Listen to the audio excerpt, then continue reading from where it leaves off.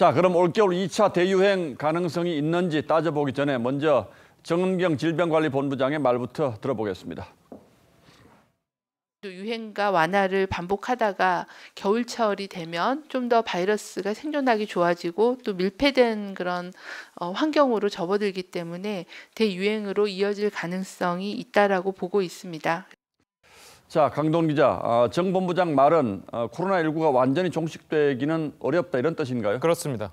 그런데 그동안은 기온이 아주 올라가는 여름철이 되면 코로나19가 종식될 거다 이런 주장도 있었는데 이것도 틀렸다고 봐야 합니까? 그렇다고 봐야 될 것 같습니다. 사실 이 코로나19 발생 초기만 해도 전문가들 중 일부는 이 사스 바이러스가 여름철에 종식된 것과 비교를 해서 코로나19도 여름철에는 종식될 것으로 전망을 했었죠.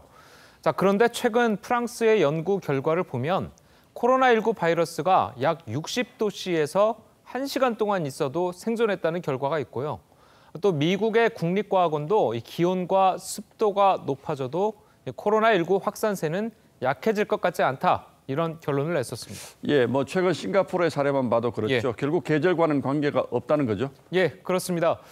특히 이 코로나19 바이러스 특성상 이 경증이나 무증상에서도 전파력이 높아서 밀폐된 공간 등에서는 감염이 확산될 수 있다는 겁니다. 정은경 본부장 말도 코로나19 바이러스가 기온의 영향을 받는다기보다 이 밀폐된 공간에서 생활을 오래 하는 겨울에 다시 유행을 할 수 있다, 이 이야기입니다. 자, 여름철에는요, 이 자주 환기를 시키는 게 가능해서 이 바이러스에 노출될 가능성이 겨울보다는 떨어진다는 겁니다. 예, 앞선 보도에서도 보면 예. 대유행이 지나간 지역에서도 항체 생성 비율이 아주 미미하기 때문에 우리도 겨울철 2차 대유행 가능성을 염려하는 거군요. 예, 그렇습니다. 주로 이 따뜻한 실내에서 생활을 하게 되는 겨울은요, 이 바이러스 감염 전파에 유리한 환경이 되는 겁니다. 특히 무엇보다도 치료제도 없고 백신도 없다는 거 이것도 큰 문제 아니겠습니까? 그렇습니다. 우리가 독감 바이러스를 크게 두려워하지 않는 이유가 바로 백신이 있기 때문이죠. 사람들이 코로나19에 공포심을 갖는 이유, 예방제도, 치료제도 없기 때문입니다. 들어보시죠. 우리가 아직 이 바이러스에 대해서 완전히 대응할 수 있는 무기를 가지지 못했다. 그러니까 결국은 대응할 수 있는 약물학적인 수단이 있어야 돼요. 항바이러스제 백신 이런 게 그래서 꼭 필요하죠.